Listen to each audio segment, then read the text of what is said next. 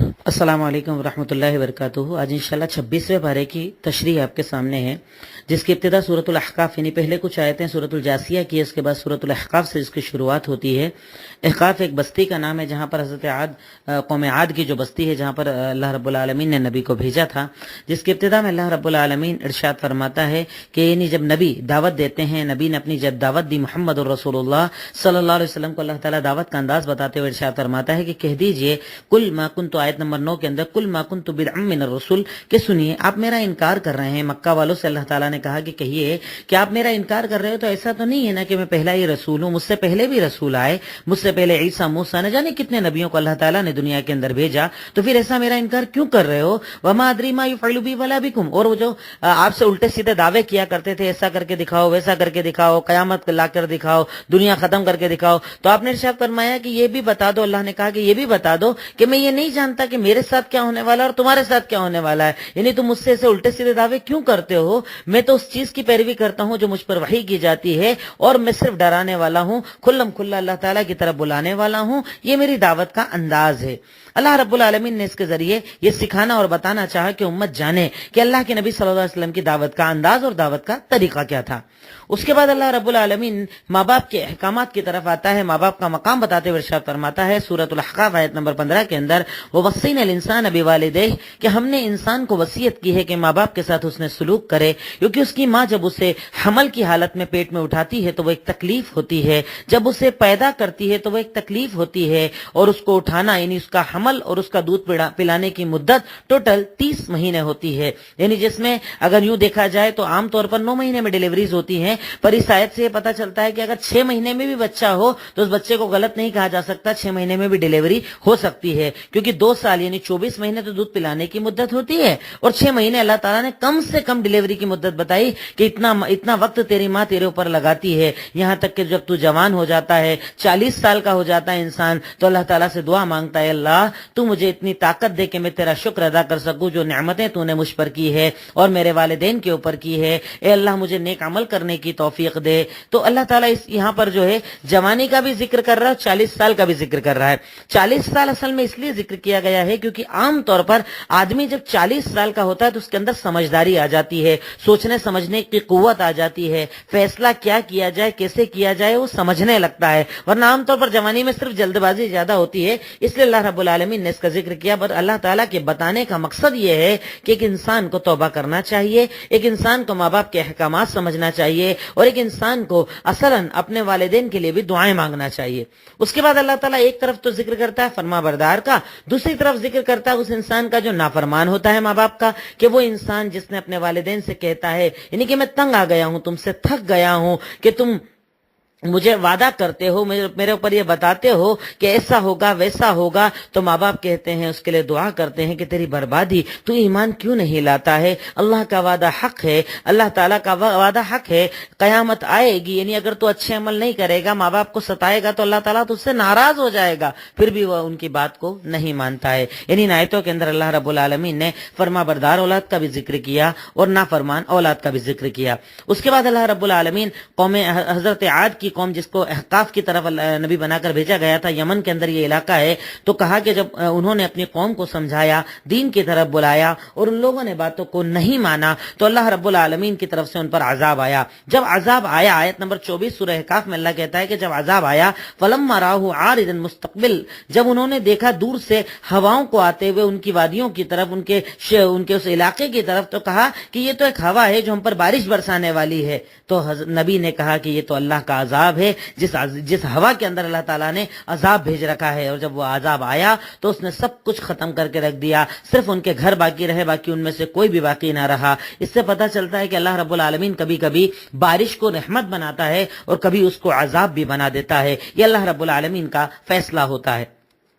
उसके बाद अल्लाह ताला ने इसी सूरत के अंदर जिन्नात के ईमान लाने का जिक्र किया। आप जानते हैं हदीस के अंदर इसका जिक्र आता है कि पहले शैतान जिन्नात का मामला यह होता था कि वो आसमान की तरफ जाते थे और बातें सुनने की कोशिश करते थे, अल्लाह और फरिश्तों के दरमियान जो फैसले होते थे वो सुनते थे, फिर दुनिया में आकर काहिनों और नुजूमियों को बताते थे, फिर वो नुजूमी उसके एक बात के अंदर 99 झूठ मिलाकर लोगों को बताया करते थे। लेकिन जब अल्लाह के नबी इस कायनात के अंदर आए तो आसमान के ऊपर पहरेदारी जरा सख्त हो गई, तो ये लोग थोड़ा پریشان ہوئے کہ پتہ نہیں کیا ہو گیا ہے، تو جنات نے الگ الگ ٹولیاں بنائی کہ جاؤ دنیا کے اندر دیکھو کیا کوئی الگ سے بات ہوئی ہے. تو ان کی ایک ٹولی صرفنا الیک نفر من الجن، کہ جب جنوں کی ایک ٹولی اللہ کے نبی صلی اللہ علیہ وسلم کی طرف آئی اور آپ کو قرآن پڑھتے ہوئے سنا تو اپنے ساتھیوں سے کہا کہ خاموش ہو جاؤ، اس قرآن کو سنو. اور جب قرآن کو سن لیا تو اس پر وہ ایمان لے آئے. اپنی قوم والوں کو ڈرایا اور کہا کہ اے قوم والوں، ہم نے ایک ایسی کتاب کو سنا ہے جو موسیٰ علیہ السلام اور ان کے پہلے جتنے بھی نبی آئے ان کی تصدیق کرتی ہے، ان کا ذکر کرتی ہے، حق کی طرف بلاتی ہے، سیدھے راستے کی طرف بلاتی ہے. اے قوم، ایمان لے آؤ اللہ پر، ایمان لے آؤ اس دعوت کے اوپر، اللہ تعالیٰ تمہارے گناہوں کو معاف کر دے گا، تمہیں عذاب علیم سے بچا لے گا. یعنی اللہ تعالیٰ نے ان آیتوں کے اندر جنات کے ایمان لانے کا ذکر کیا. تو اس سے پتہ چلتا ہے کہ جنات مومن بھی ہوتے ہیں اور جنات کے اندر کافر بھی ہوتے ہیں. اللہ رب العالمین اس کے ذریعے ہمیں سمجھانا چاہ رہا ہے. اس کے بعد اللہ تعالیٰ کہتا ہے آیت نمبر 33 کے اندر، اولم یرو ان اللہ الذی، کیا یہ لوگ دیکھتے نہیں کہ اللہ تعالیٰ ہی تو ہے جس نے آسمان کو بنایا، زمین کو بنایا، اور ان کو بنانے میں وہ تھکا نہیں، اسے کوئی تھکن نہیں ہوئی ہے، اور تم اس کے بعد بھی تعجب کرتے ہو کہ مرنے کے بعد زندہ نہیں کر پائے گا. یعنی اتنا بڑا آسمان جو بنا لے، زمین جو بنا لے، کیا تمہیں دوبارہ پیدا نہیں کر سکتا ہے؟ کس بات میں تمہیں تعجب ہے؟ اللہ اس کا ذکر کرتا ہے. اس کے بعد اللہ تعالیٰ کہتا ہے یعنی سورہ محمد کے اندر اللہ تعالیٰ نے جہاد کا ذکر کیا اور ارشاد فرمایا کہ یا ایھا الذین آمنوا، اے وہ لوگو جو ایمان لائے ہو، آیت نمبر 7 کے اندر، ان تنصروا اللہ ینصرکم ویثبت اقدامکم، اگر تم اللہ کی مدد کرو گے تو اللہ تمہاری مدد کرے گا اور تمہارے قدموں کو جمع دے گا. اب کوئی بندہ اللہ کی مدد تو نہیں کر سکتا نا. اللہ کی مدد کرنے کا مطلب ہے اللہ کے دین کی مدد کرنا، دین کو غالب کرنے کے لیے مدد کرنا، دینی احکامات کو قائم کرنے کے لیے مدد کرنا. اگر تم ایسا کرو گے تو اللہ تمہاری مدد کرے گا اور تمہارے قدموں کو جمع دے گا. اور جب ایسا عمل بندہ کرے، اللہ کے راستے میں لگا رہے، تو اللہ تعالیٰ اس کے آگے جنت بھی بتاتا ہے کہ جنت کون سی ملے گی. آیت نمبر 15 میں اللہ کہتا ہے کہ مثل الجنت التی وعد المتقین، کہ متقیوں سے جس جنت کا وعدہ کیا گیا ہے، جانتے ہیں وہ جنت کیسی ہوگی؟ اس میں نہریں ہوں گی ایسے پانی کی جس میں کوئی بدبو نہ ہوں گی، اس میں نہریں ہوں گی ایسی دودھ کی جس میں کوئی مزہ بدلا ہوا نہیں ہوگا، اس میں شراب کی نہریں ہوں گی، اس کے اندر صاف ستھرے شہد کی نہریں ہوں گی، اس میں ہر قسم کے فروٹ ہوں گے اور رب العالمین کی طرف سے مغفرت ہوگی. بتاؤ یہ اتنی ساری نعمتیں بہتر ہے یا وہ انسان جسے جہنم کے اندر ڈالا جائے گا، اتنا گرم اور کھولتا ہوا پانی دیا جائے گا کہ جب وہ پانی پیے گا تو اس کا پیٹ کٹ جائے گا. اللہ اکبر. اللہ ہم سب کو ایسے جہنم سے بچائے، ایسے عذاب سے بچائے. اس کے بعد اللہ تعالیٰ ارشاد فرماتا ہے یا ایھا الذین آمنو، اے وہ لوگو جو ایمان لائے ہو، اطاعت کرو اللہ کی، اطاعت کرو اللہ کے رسول کی، اور اپنے اعمال کو برباد نہ کرو، اپنے اعمال کو خراب نہ کرو. تو اس آیت سے، آیت نمبر 33 سورہ محمد سے پتہ چلتا ہے کہ اگر کوئی انسان اللہ اور اس کے رسول کی اطاعت نہ کرے تو اللہ اس کے سارے عمل کو برباد کر دے گا. کتنا ہی اچھا عمل کر لے، نمازیں پڑھ لے، روزے رکھ لے، کچھ بھی کر لے، پر اگر اللہ اور اس کے رسول کی اطاعت نہ کرے تو اللہ ایسے انسان کے سارے اعمال کو برباد کر کے رکھ دیتا ہے. اس کے بعد اللہ تعالیٰ آگے ارشاد فرماتا ہے کہ دنیا تو کھیل کود کا سامان ہے، اس کے بارے میں کیوں فکر کرتے ہو. یہاں تک ارشاد فرمایا کہ ہاں تم ہؤلاء تدعون، یعنی تمہیں جب یہ دعوت دی جاتی ہے کہ اللہ کے راستے میں خرچ کرو تو تم میں سے کچھ لوگ کنجوسی کرتے ہیں. یاد رکھو کہ کنجوسی صرف تمہارے ہی نفس کے لیے ہے. یعنی اگر تم اللہ کے راستے میں کچھ دو گے تو کیا اللہ کو کوئی فرق پڑے گا؟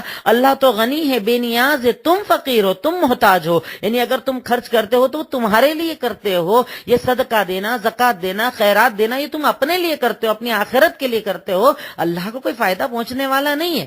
آج ہمارے یہاں لوگ ہیں نا زکات کی چوری کرنے والے، صدقات سے بچنے والے، کنجوسی کی زندگی جینے والے. فرض زکات کچھ ہے، ادا کرتے ہیں کچھ، زکات دیتے نہیں، مدد کرتے نہیں. جب مانگا جائے تو یہ کہتے ہیں کہ ہمارے تو حالات بڑے خراب ہیں. اللہ کہتا ہے کہ اگر تم اللہ کے راستے میں خرچ نہیں کرو گے، وَإِن تَتَوَلَّوْا، اگر تم نہیں سدھرو گے، يَسْتَبْدِلْ قَوْمًا غَيْرَكُمْ، اللہ تعالیٰ تمہاری جگہ دوسری قوموں کو لائے گا اور جو تمہاری طرح نہیں ہوگی. یعنی اس بات سے ہمیشہ ڈرتے رہو کہ اللہ کا عذاب تم پر آئے گا. اس کے بعد رب العالمین نے سورۃ الفتح، سورہ فتح اصل میں ایک واقعے کے پیچھے کی یہ سورت ہے جس کے اندر اللہ رب العالمین نے سن 6 ہجری کے اندر اللہ کے نبی کو خواب میں دکھایا گیا کہ آپ عمرہ کرنے جا رہے ہو. تو آپ نے سن 6 ہجری کے اندر 1400 صحابہ کرام کے ساتھ سفر کا ارادہ کیا کہ عمرہ کرنے جاؤں گا. لیکن جب آپ مکہ کے قریب پہنچے، مکہ والوں کو خبر لگی تو انہوں نے آپ کو آنے سے روک دیا کہ آپ کو ہم آنے نہیں دیں گے. آپ نے اپنا ایک ڈیلیگیشن حضرت عثمان ابن عفان رضی اللہ تعالیٰ عنہ کے ذریعے وہاں پر بھیجا کہ جاؤ کفار سے بات کرو، انہیں بتاؤ بتاؤ ہم قتال کرنے نہیں، ہم عمرہ کرنے کے لیے آئے ہیں۔ وہ گئے بات چیت کرنے کے لیے، ان کے آنے میں کچھ تاخیر ہو گئی۔ یہاں پر مسلمانوں میں یہ خبر مشہور ہو گئی کہ عثمان غنی کو شہید کر دیا گیا۔ اس وقت اللہ کے نبی نے، یعنی اسلام کے اندر صرف ایک بیعت، موت والی بیعت ہوئی ہے کہ اللہ کے نبی نے کہا تھا کہ لاؤ میرے ہاتھ پہ ہاتھ رکھو اور موت کی بیعت کرو کہ جب تک مر نہیں جائیں گے ہم لڑتے رہیں گے اللہ کے دین کے راستے میں۔ وہ بیعت اللہ کے نبی نے کی، جس بیعت کی فضیلت آگے آیتوں میں اللہ نے بتائی کہ اللہ ان تمام سے راضی ہو گیا تھا جن لوگوں نے بیعت کی تھی۔ آپ نے بیعت کی، آپ کا بیعت کرنا تھا۔ ادھر سے خبر آئی کہ عثمان غنی کی جو شہادت کی خبر تھی وہ جھوٹی تھی۔ پھر اس کے بعد کفار کی طرف سے ڈیلیگیشن آتا ہے، بات چیت ہوتی ہے، شرطیں طے ہوتی ہیں۔ میں اس کی ڈیٹیل میں نہیں جاؤں گا، لمبے واقعات ہیں، مختصر وقت میں اس کو نہیں رکھ سکتا۔ آپ صلح حدیبیہ کے خود واقعات کو پڑھیے گا کہ اللہ کے نبی نے کتنی حکمت کا ثبوت دیا تھا، کتنے صبر کا ثبوت دیا تھا کہ کفار مکہ نے شرطوں میں رکھا تھا کہ اس سال عمرہ نہیں کرنے دیں گے، اگلے سال آنا پڑے گا، ہتھیار چھوڑ کر آنا پڑیں گے۔ ہر شرط کو اللہ کے نبی نے مانا۔ صحابہ کو غصہ آ گیا کہ آپ ایسا کیوں کر رہے ہیں؟ عمر ابن خطاب نے تو تلوار نکال کر کہا کہ اللہ کے نبی آپ سچے نبی ہو نا، چلو اللہ کے راستے میں، آپ سچے نبی ہو۔ کہا ہاں، دین سچا ہے نا؟ کہا ہاں۔ پھر بزدلی کیوں اختیار کر رہے ہو؟ کہا عمر تم نہیں سمجھتے، اس بات کو نہیں سمجھتے۔ یعنی ایک طریقے سے عمرہ کرنے گئے، عمرہ نہیں کرنے دیا، اور اللہ کہہ رہا ہے کہ آپ کو فتح دی اللہ نے۔ کیوں؟ کیونکہ اللہ کے نبی دور کے نتیجوں کو جانتے تھے۔ ان شرطوں کے اندر یہ طے کیا گیا تھا کہ مکہ والے اب مدینہ والوں سے، یعنی اللہ کے نبی سے قتال اور جہاد اور قتال نہیں کریں گے، ان کے راستوں کو نہیں روکیں گے۔ تو گویا کہ اللہ کے نبی کو سالوں کے لیے راستہ کھلا ہوا مل گیا کہ پوری دنیا میں دین کا کام کرو، پوری دنیا میں دعوت کا کام کرو، کوئی روکنے والا نہیں۔ تو اس کے بڑے فائدے تھے جس کو اللہ کے نبی نے دیکھا۔ کئی بار ہمارے یہاں ہوتا ہے نا، ذمہ دار بڑے فائدے کو دیکھ کر کوئی فیصلہ کریں اور ہمارے جلدی بازی والے نوجوان اس کو سمجھتے نہیں، تم تو بزدل ہو، فیصلہ کرنے میں جلدی نہیں کرتے ہو۔ یہ دلیلیں ہیں، یہ واقعات دلیلیں ہیں کہ کچھ چیزوں کو حکمت کے تحت فیصلے کرنا پڑتے ہیں۔ بہرکیف اللہ رب العالمین نے اس کا ذکر کیا، اس بیعت کا ذکر کیا، اس بیعت کی فضیلت کو بتاتے ہوئے آیت نمبر 18 سورۃ الفتح کے اندر کہا کہ اللہ راضی ہو گیا مومنوں سے جب وہ اللہ کے نبی کے ہاتھ پر بیعت کر رہے تھے، اور ان کے دلوں کو اللہ تعالیٰ جانتا تھا۔ اللہ نے ان کے دلوں کے اوپر سکون کو ڈال دیا۔ اس کے بعد اللہ رب العالمین اسی سورہ فتح کے اندر آخری آیت میں صحابہ کی عظمت کو بتاتے ہوئے ارشاد فرماتا ہے آیت نمبر 29 کے اندر کہ محمد الرسول اللہ والذین معہ، کہ یقیناً محمد الرسول اللہ اور ان کے جو ساتھ لوگ ہیں، اشداء علی الکفار رحماء بینہم، یہ کفار کے مقابلے میں بڑے سخت ہوتے ہیں اور مومنوں کے سامنے بڑے رحم دل ہوتے ہیں۔ آج ہمارے یہاں معاملہ الٹا ہے کہ جب دین کے خلاف، دین کے مذاق اڑانے والوں کے سامنے جائیں گے بھیگی بلی بن جائیں گے، اور مومنین کے درمیان آئیں گے سارے پہلوان بن جائیں گے۔ ذرا ذرا سی باتوں پہ جھگڑے کرنا، گاڑی کھڑی کرنے پر جھگڑے کرنا، چھوٹی چھوٹی باتوں پر تلواریں نکال لینا، جھگڑے کرنا، گالیاں دینا، بات چیت بند کرنا، مومنوں سے جھگڑنا عام فطرت ہے ہماری، اور دوسروں کے مقابلے میں جو دین کا مذاق اڑائیں سارے بھیگی بلی بن جاتے ہیں۔ اللہ تعالیٰ کہتا ہے کہ صحابہ کی فضیلت اس لیے اونچی تھی کیونکہ وہ مومنوں کے لیے رحم دل بن کر رہا کرتے تھے، اور ان کی ایک اور خاصیت کیا تھی کہ تراہم رکعا سجدا یبتغون فضلا من اللہ ورضوانا، کیا آپ انہیں دیکھیں گے کوئی سجدے کی حالت میں، کوئی رکوع کی حالت میں اللہ تعالیٰ سے اللہ کا فضل مانگتے ہیں، اللہ کی رضامندی مانگتے ہیں، اور ان کے چہرے ان کے سجدوں کے نشانوں سے پہچانے جاتے ہیں۔ اور ان کی یہ مثال اللہ نے تورات اور انجیل میں بھی پہلے ہی بتا دی تھی کہ ایک نبی آئیں گے اور ان کے ساتھی ایسے ہوں گے۔ غور کرو کہ دنیا میں جنت کی بشارتیں تھیں اور نفل عبادتیں اتنی تھی کہ رکوع سجدے میں رہتے تھے، چہروں پہ سجدوں کے، پیشانیوں کے پر سجدوں کے نشان ہوا کرتے تھے، اور آج ہم سے فرض نہیں پڑی جاتی۔ رمضان عبادت کر لی، اپنے آپ کو نہ جانے کون سا جنتی سمجھنے لگ جاتے ہیں۔ افسوس ہے مسلمانوں کہ صحابہ کو اللہ نے اس لیے جنت دی کیونکہ انہوں نے اللہ تعالیٰ کے ہر فیصلے کو قبول کیا۔ اس کے بعد سورہ حجرات کی میں پوری ڈیٹیل تو اتنے سے وقت میں نہیں رکھ سکتا، پر یہ سورہ حجرات وہ سورت ہے کہ آپ کے اوپر فرض ہے، ذمہ داری ہے تمام سننے والوں پر کہ اپنے گھر کے اندر اس سورت کا درس دیجئے۔ اس میں سماج کیسے بنایا جائے اس کی بہترین چیزیں بتائی گئی ہے، جس کے اندر اللہ رب العالمین نے ابتدا میں کہا کہ اللہ اور اس کے رسول سے آگے نہ بڑھو، پھر کہا کہ اللہ کے نبی کی آواز پر اپنی آواز کو بلند مت کرو، جیسا آج ہمارے یہاں کرتے ہیں نا، آواز پر آواز نہیں پر حدیث پہ آواز بلند کرتے ہیں۔ یہ حلال ہے، اپنی باتیں چلائیں گے، یہ حرام ہے، اپنی باتیں چلائیں گے، دین میں اپنی عقلی گھوڑوں کو دوڑاتے ہیں نا، یہ اللہ کے نبی کی آواز پر آواز بلند کرتے ہیں۔ اور اللہ کہتا ہے کہ تم اگر آواز پر آواز اونچی کرو گے اللہ تمہارے سارے اعمال برباد کر کے رکھ دے گا۔ اللہ تعالیٰ یہاں پر ایک اچھا سماج بنانے کے اصول ہم کو بتاتے ہوئے آیت نمبر 6 کے اندر ارشاد فرماتا ہے یا ایھا الذین آمنو، اے وہ لوگو جو ایمان لائے ہو، اگر تمہارے پاس کوئی فاسق خبر لے کر آئے تو اس کی تصدیق کر لیا کرو، اس کو چیک کیا کرو کہ کہیں ایسا نہ ہو کہ تم لا علمی کے اندر کسی کے بارے میں غلط فیصلہ کر لو اور بعد میں تمہیں شرمندہ ہونا پڑے۔ ہمارے یہاں ہوتا ہے نا، ارے وہ آپ کے بارے میں ایسا بول رہے تھے، ہاں بولا ہوگا، فیصلہ بھی کر لیا، جھگڑا بھی کر لیا، بات چیت بھی بند کر لی، وہ تو ایسا بول رہا تھا، مان لیا، فوراً مان لیتے ہیں ہم لوگ، کبھی تحقیق نہیں کرتے. ہماری ذمہ داری کیا ہے کہ اگر کسی نے آ کر کہا کہ ارے وہ آپ کے بارے میں ایسا بول رہے تھے، آپ فون لگاؤ، بھائی مجھے ایسی خبر ملی آپ میرے بارے میں ایسا بول رہے تھے، کیا کوئی مجھ سے ناراضگی ہے؟ سامنے سے جواب آئے گا بھائی میں نے تو ایسا بولا ہی نہیں، تو بات ساری ختم ہو جائے گی. لیکن ہم وہ بیچ والے شیطانوں کو زیادہ دھیان دیتے ہیں، بہکانے والوں کو دھیان دیتے ہیں، لڑانے والوں کو دھیان دیتے ہیں. اور ایک بات یاد رکھیے گا کہ رشتوں کو جوڑنے والے بہت کم ملیں گے اور توڑنے والے بہت سارے ملیں گے. آج دنیا چاہتی ہے کہ آپ کو توڑ دیا جائے، اس لیے جب کہیں کوئی کیسی بھی خبر آئے اس کی تحقیق کیا کرو. اور اسی طریقے سے ہمارے وہ ساتھی جو واٹس ایپ فیس بک کنٹینیو یوز کرنے والے ہیں، سوشل میڈیا کا یوز کرنے والے ہیں، وہ بھی دھیان رکھیں کہ کہیں کوئی میسج آئے اسے فوراً فارورڈ مت کیا کرو، پہلے تحقیق کیا کرو.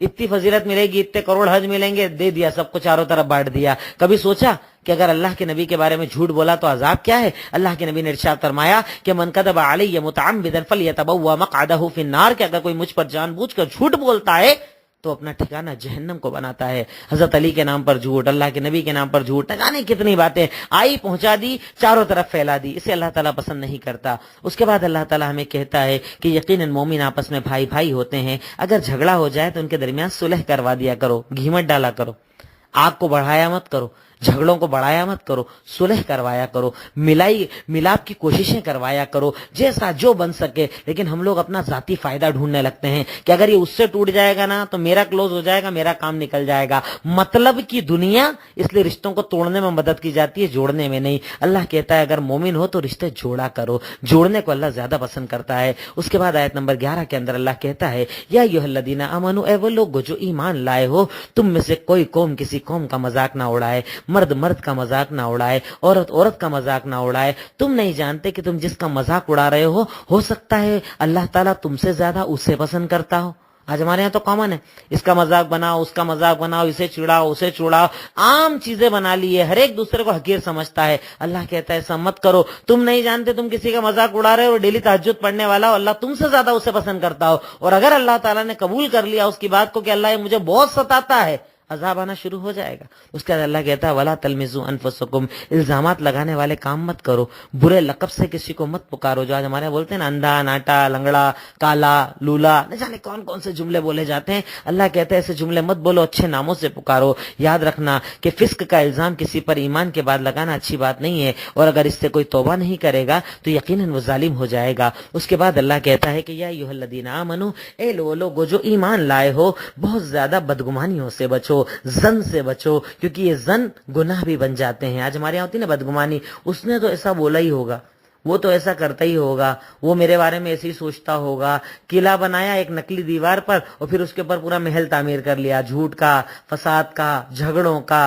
کبھی بدگمانیاں مت رکھیے. اللہ کے لیے اچھا سوچنے کی کوشش کیجئے تو اللہ اچھا دے گا، برا سوچو گے تو برا ہی ملے گا. کسی کے بارے میں بدگمانی مت رکھو، اچھا گمان رکھو. کیوں کسی کے بارے میں برا سوچتے ہو؟ اگر اس نے برا کیا تو اللہ ہے نا فیصلہ کرنے والا، ہم اور آپ کون ہوتے ہیں؟ اس کے آگے اللہ کہتا ہے ولا تجسسوا، کسی کی جاسوسی مت کرو. آج ہمارے یہاں ٹوٹل کام ہی یہی بنا ہوا ہے. وہ مولوی صاحب کیا کرتے، یہ عالم صاحب کیا کرتے، وہ حافظ صاحب کیا کرتے، وہ کیا کرتے، یہ کیا کرتے. ٹوٹل زندگی جاسوسی میں ہی گزر رہی ہے. ایک دوسرے کے پیچھے بھاگنا، اس کے آنے جانے کو دیکھنا، چال ڈھال کو دیکھنا، کپڑوں کو دیکھنا، انداز کو دیکھنا، بات چیت کو دیکھنا. ٹوٹل زندگی جاسوسی میں چل رہی ہے. یعنی اس صورت کو اللہ کے لیے درس دینا اپنے گھروں کے اندر، تو آپ کو پتا چلے گا جو اللہ بول رہا ہے کہ مت کرو وہ سارا ہم کر رہے ہیں. اس کے آگے اللہ کہتا ہے کوئی کسی کی غیبت نہ کرے. غیبت کرنے کا گناہ جانتے ہو، گویا کہ تم اپنے بھائی کا گوشت کھا رہے ہو، مردہ بھائی کا گوشت کھا رہے ہو، تم اسے ناپسند کرو گے نا. اس لیے ایک دوسرے کی اس طریقے سے غیبتیں مت کیا کرو. ہمارے یہاں بولتے ہیں اللہ جھوٹ نہ بلوائے، اور اس کے بعد سب بول دیتے ہیں. بولنا تو نہیں چاہیے پر 1.5 گھنٹے غیبت کر دیتے ہیں. کسی کی پیٹھ پیچھے اس کی باتیں مت کرو. اچھا غیبت وہ ہے جو اس کے اندر ہو، یعنی کسی میں کوئی برائی ہو پیٹھ پیچھے بتانا غیبت ہے، اور اگر نہیں ہو تو وہ تو بہتان تراشی ہے. ارے اگر آپ کو کسی میں کوئی برائی لگتی ہے اس کے سامنے فیس ٹو فیس جا کر بات کرو نا. کیا آپ کے بارے میں یہ بات پتا چلی ہے، آپ ایسا کرتے ہیں کیا؟ بولے گا نہیں کرتا ہوں. کوئی بات نہیں، کرتا ہوں، میں اپنے آپ کو سدھاروں گا انشاءاللہ. اس کو بولو، بات ختم. کسی اور کے سامنے مت بولو. غیبت کا کوئی فائدہ حاصل نہیں ہوتا. غیبت سے کبھی انسان سدھرتا نہیں ہے، بلکہ آپ کی غیبتیں اسے اور زیادہ برا بنا دیتی ہیں. اور اس کے اخیر میں اللہ تعالیٰ ہم سب کے تکبر کو توڑتے ہوئے اتنی پیاری چیز بتاتا ہے کہ یا ایھا الناس، اے لوگو سنو، ہم نے تمہیں ایک مرد ایک عورت یعنی آدم حوا سے پیدا کیا، پھر تمہیں قبیلے، خاندان، رشتہ داریوں کے اندر بانٹا. بانٹا تاکہ تم ایک دوسرے کو پہچان سکو، اور یاد رکھو تم میں سب سے بہتر وہ ہے اللہ کے پاس جو سب سے زیادہ اللہ سے ڈرنے والا ہے۔ تکبر چھوڑ دو، اپنے آپ کو بڑا ماننا چھوڑ دو۔ تم کیا سمجھتے ہو اللہ کی نظر میں تم اونچے ہو؟ ارے اونچا وہ ہے جو زیادہ تقوی والا ہے، زیادہ عبادت والا ہے، زیادہ نمازے والا ہے، روزے والا ہے، اللہ کو راضی کرنے والا، اللہ اس سے محبت کرتا ہے۔ اللہ چال ڈال نہیں دیکھتا، اللہ کپڑے نہیں دیکھتا، اللہ اسٹیٹس نہیں دیکھتا۔ تم کس چیز کا تکبر کرتے ہو؟ اللہ تعالیٰ کہتا ہے کہ میں نے سب کو ایک ہی سے پیدا کیا، سب کے امی ابا ایک ہیں، یہ خاندان شیخ فلاں پٹھان یہ خان، ایک دوسرے کو چھوٹا بڑا سمجھنا، عزتیں کم کر دینا اس وجہ سے کہ وہ سماج کا اس لیے چھوٹا ہے، اس برادری کا اس لیے چھوٹا ہے۔ ارے یہ برادری اللہ کہتا ہے کہ میں نے دی ہے تم کو، تم تھوڑی اور کئی برادریوں کو تم نے خود پیدا کیا ہے۔ کام کرنے والوں کو ان کی برادری کا نام دے دیا گیا، پر ماں باپ تو ایک ہے نا، تم ایک سے پیدا ہوئے ہو نا، سب ایک ہو نا، خون ایک ہے نا، مٹی ایک ہے نا، پھر کس بات کا تکبر ہے؟ اس لیے گھمنڈ مت کرو، جھگڑے لڑائی مت کرو آپس میں، اللہ رب العالمین ان باتوں کو پسند نہیں فرماتا ہے۔ اس کے بعد آج کا آخری چیز سورہ قاف کی سورت، وہ جس کو ہم جمعہ کے اندر پڑھتے ہیں، جس کے اخیر میں جو آج میں ایک اہم بات جو اللہ تعالیٰ نے ہمیں کہی ہے آج کے 26ویں پارے کی تشریح کے اندر، کہ اللہ تعالیٰ ارشاد فرماتا ہے کہ ہم نے آیت نمبر 16 سورہ قاف کے اندر کہ ہم نے انسان کو پیدا کیا اور ہم جانتے ہیں اس کے اندر کیا چلتا ہے، وَنَحْنُ أَقْرَبُ إِلَيْهِ مِنْ حَبْلِ الْوَرِيدِ، اور اللہ تعالیٰ کہتا ہے کہ ہم اس کی شہ رگ سے زیادہ اس کے قریب ہیں۔ بتائیے اس سے زیادہ کون آپ کے قریب ہوگا؟ شہ رگ سے زیادہ قریب آپ کا رب، آپ کا خالق، آپ کا مالک، آپ کا عطا کرنے والا، آپ کی روزی چلانے والا، آپ کی اولاد دینے والا، آپ کے گناہوں کو معاف کرنے والا، وہ رب کہہ رہا ہے کہ میں تیری شہ رگ سے زیادہ تجھ سے قریب ہوں، پکار مجھے، مانگ مجھ سے۔ اس کے بعد بھی میں اللہ سے نہ مانگوں تو کس سے مانگوں گا؟ اس کے بعد بھی میں اللہ کے آگے نہ جھکوں تو کس کے آگے جھکوں گا؟ جب وہ کہہ رہا ہے کہ میں ہوں دینے والا، مانگ مجھ سے، اور میں اس سے نہ مانگوں تو میں کس سے مانگوں گا؟ اللہ تعالیٰ سے دعا ہے کہ اللہ رب العالمین ہمیں صحیح معنوں میں اس کی قدرتوں کو سمجھنے کی توفیق عطا فرمائے، اس کے آگے جھکنے کی توفیق عطا فرمائے۔ اے اللہ یہ رمضان بڑی تیزی کے ساتھ نکل گئے، نہ جانے ہم عبادت کر پائے نہ کر پائے، تجھے راضی کر پائے نہ کر پائے۔ اللہ تعالیٰ پھر بھی یہی دعا ہے کہ اللہ تو ہمارے گناہوں کو معاف فرما دے، اللہ جو بھی ہم نے عبادتیں کی اللہ اسے قبول فرما لے، اور انشاءاللہ اللہ تعالیٰ اس قرآن کے ذریعے جو تشریح کے ذریعے اس قرآن کو عام کرنے کی کوششیں کی گئی ہیں، اللہ رب العالمین تو اسے اپنی یعنی اس نیکیوں کے اندر لکھ لے اور اسے قبول فرما رہے۔ وآخر دعوانا الحمدللہ رب العالمین۔ السلام علیکم ورحمۃ اللہ وبرکاتہ۔